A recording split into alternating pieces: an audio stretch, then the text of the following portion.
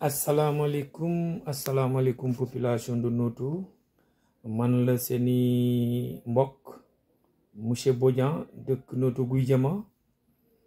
di nekk coordonnateur de Pastef may coordonné Pastef ci commune bi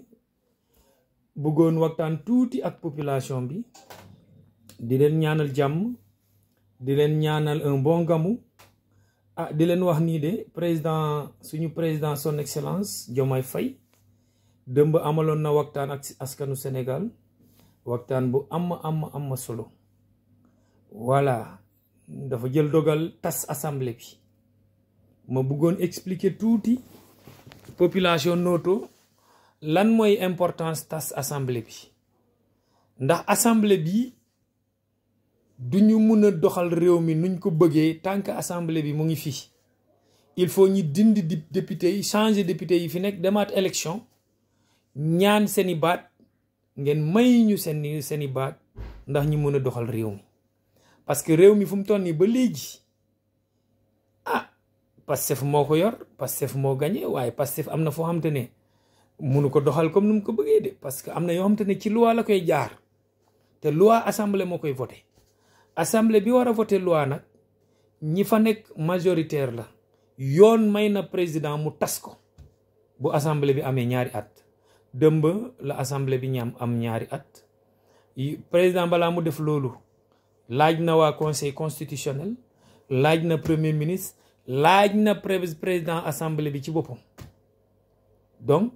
pour vous dire que lépp dañ ko teg ci yoon ñun nag duñu jaay doole ñun meluñu comme Macky Sall duñu jaay doole de yoon la ñuy topp yoon boobu nag moo may président mu tas assemblée bi donc ba mu ko tasee dëmb dañuy demaat élection pour changer li fi nekk donc waa commune Noto Guy Jama ñu ngi leen di ñaan ngeen may ñu confiance ngeen may ñu seeni baat ñi gagné commune de Noto élection député yi Tivaouane dina am ñaari député benn góor ak benn jigéen mooy am ci département Tivaouane bi mais aussi dina am lu ñu naan liste nationale mooy député yi fu nekk la ñuy jëlee député yi teg leen foofu ci liste nationale bi moo tax ñu am seen yaakaar am vraiment seeni di ñaan également ngeen jàppale ñu ngeen may ñu seeni baat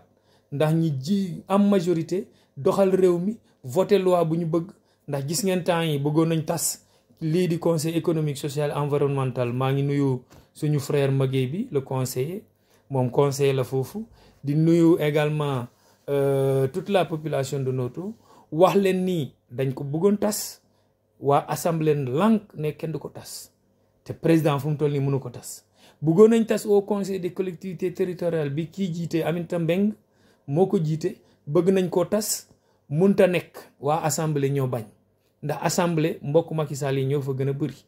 donc fu mu toll nii ñun amuñu doole pour tas ko te gis ngeen yéen waa Noto xam ngeen nii institution yooyu mooy au conseil des collectivités territoriales mooy conseil économique social environnemental seeni njëriñ àggagul Noto man de dama bëgg ngeen wax ma ñaari institution yi lañ defal waa Noto donc vous dire que yooyu seen njëriñ bi bëriw fii politique la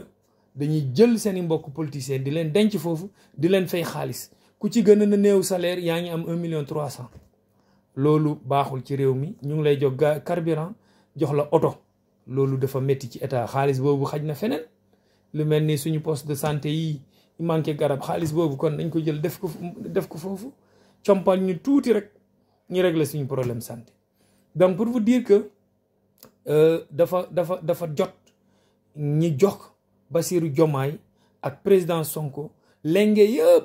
ak doole yëpp bu leen mën a may ñi yor Sénégal à 100% ndax seen yorin bi ba léegi des na moo tax ñu bëggoon ñaan vraiment seeni baat ngeen jàppale ñu ñi changer li fi nekk ñi mën a voter loi yu baax pour réew mi ndax fu mu toll nii bëgg nañoo doxal am na yoo xam te ne loi rek moo ko fi dindi boo gisee gars yi naan gars yi de changement la ñuy wax waaye changer ñu dara defuñu fi dara parce que suñu mën-mën bi dañ ko tënk assemblée moo ko tënk waaye bu ñu amee majorité incha allah dinañ gagné dinañ mën a doxal Sénégal di ñaan population commune bi yëpp jógee Bayti ñëw kër Samba Yacine ñëw dagg jaar xay dagg dem ci lan yépp ba Daaru Alpha ba Sëgal ba Nooto Guy Jama ba Kamb ba Kër Malal ba Guy Jama Ngajaga Jëlëg Pël Jëlëg Olof dugg Kër Mbir génnee côté bale dem ba Tula dem ba bërëb ñëpp ñoo ngi ñaan seeni baat ngeen may ñu ñi am majorité. Voilà maa ngi leen di remercier bu baax di leen ñaanal jàmm di leen ñaanal un bon gàmmu alhamdulillah.